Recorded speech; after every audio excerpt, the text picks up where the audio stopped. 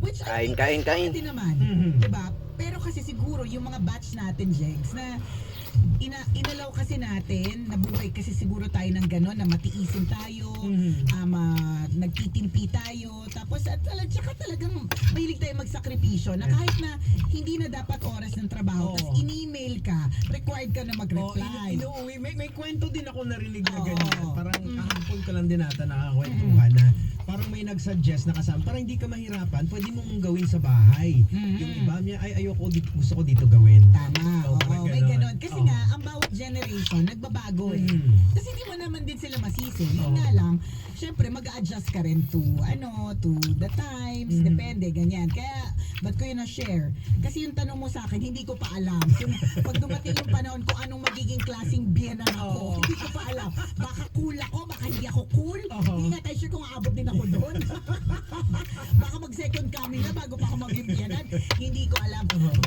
Ulam ko lang mamaya ang gusto kong isipin. Pero in other words, kaya kami napadpad ni Diego sa ganyang klaseng usapan is that the point is, yung concern and care at pangingialam talaga ng mga magulang, hindi po talaga yan tumitigil. Correct. Hindi po talaga yan siya nawawala, 'di ba? So ganun talaga siya. So ngayon, kung nagpadagay ka ng dibdib, hindi ko nga alam kung babae ka or lalaki.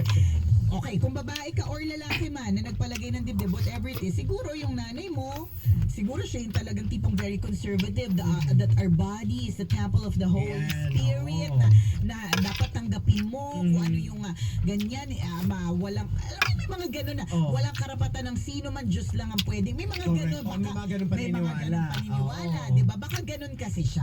So whether lalaki o babae, nagpadagdag ka ng dibdib para sa kanya, maling-mali ito sa kanyang relihiyon or whatever. Or paniniwala. Or paniniwala. Ang concern ko lang, saan mo ba pinadagdagan yung dibdib? Sa gitna? Hindi, tsaka, ang concern ko lang, ilan ba yung pinadibdib? Bakit naloloko yung nanay mo? Baka ka na ba? Papunta ka na ba? Baka ka na ba? Anim ba yung pinalagay mo? Bakit gano'n na lang siya ka? Kasi kung di ba kung magpapa-enhance man ng ganyan, hindi naman siguro talagang wow! Or baka diba? naman World Cup, hindi... Di ba pag nagpa-enhance ka, hindi naman ganun sa mga kababaihan eh. Hindi kaya baka nga, wow! Kasi nga, hindi Cup A, Cup B, Cup C, Cup D. World Cup. Kaya nagulat yung Baka nanay kaya ko. nagulat. Isa kang boobs na tinubuan ng tao. Baka ganon. Yung Diba? nagsusumigaw bigla. Correct. Na parang, Boobs ako, tumingin ka sa akin. Baka ganon.